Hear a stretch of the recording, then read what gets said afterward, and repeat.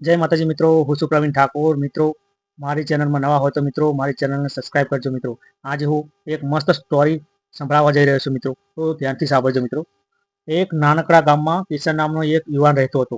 તેના સપના બહુ મોટા હતા, પરંતુ પરિસ્થિતિ બહુ નાની હતી. મિત્રો, ઘરમાં ગરીબી હતી, પિતા બીમાર હતા અને લોકો રોજ તેને કહેતા, તારા સપના તારા લાયક નથી. પણ કિશન દરરોજ પોતાને કહેતો, હું હારીશ નહીં. કિશને નાની નોકરી શરૂઆત કરી. પગાર ઓછો હતો, મહેનત વધારે. ઘણીવાર થાકીને તે વિચારે બધું છોડી દઉં, પણ પછી તે પિતાનો ચહેરો યાદ આવતો અને તે ફરી ઊભો થઈ જતો. મિત્રો, એક દિવસ કિશનની નોકરી ગઈ, પણ આ વખતે આખું ગામ હસ્યું. લોકોએ કહ્યું, અમે પહેલે જ કહ્યું હતું ને. કિશન બહુ દુઃખી થતો, પણ તે તૂટ્યો નહીં. તેણે નક્કી કર્યું, હવે નોકરી શોધવાને બદલે પોતાનો નાનો ધંધો કરીશ. કુશળતા વિશ્વાસ રાખશે. રાત્રે અભ્યાસ કર્યો, દિવસે મહેનત કરી અને દિલમાં માત્ર એક જ વિચાર, એક દિવસ હું જરૂર સફળ થઈશ. મિત્રો, સમય પસાર થતો ગયો. એક તક એવી આવી અને કિશનનું જીવન બદલાઈ ગયું.